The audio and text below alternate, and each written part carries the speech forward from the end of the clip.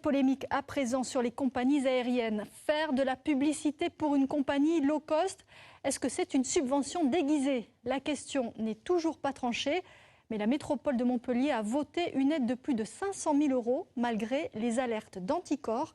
Cette association veut que la justice soit saisie. Les explications de Delphine Aldebert et Benoît Tuny. Le 26 avril dernier, Philippe Sorel appliquait le principe de précaution. Il suspendait la subvention de 550 000 €. Une décision prise suite aux alertes de l'association Anticor qui lutte pour plus d'éthique en politique. Elle se basait sur un rapport de la Cour régionale des comptes de 2013 qui émettait des doutes sur la légalité de ces aides d'État. Mais la semaine dernière, la métropole valide finalement cette subvention. On a remis cette subvention à l'ordre du jour. Tout simplement parce qu'on attendait l'avis de la Cour régionale des comptes qui effectivement nous a dit qu'il n'y avait pas d'interdiction.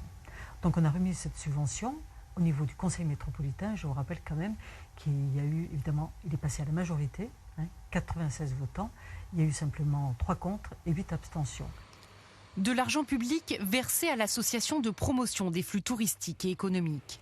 Objectif, financer des campagnes de publicité sur Internet pour le compte des compagnies à bas coût et faire venir des touristes. Principal bénéficiaire, Ryanair, à 85%.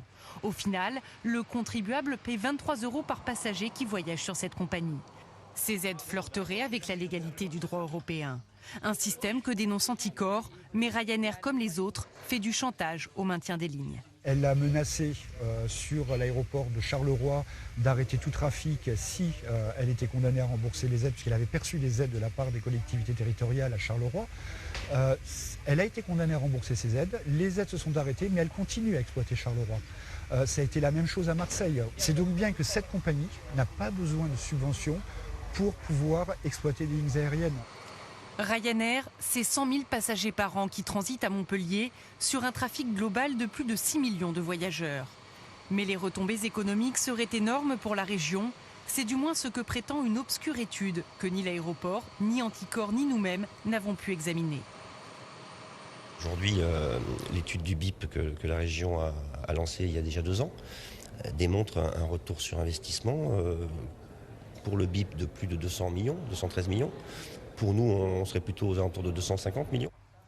Anticor demande au préfet de l'Hérault de saisir le tribunal administratif pour réclamer l'annulation de cette subvention. L'association a également mandaté la députée européenne écologiste Karima Delli afin qu'elle porte le débat devant la commission à Bruxelles.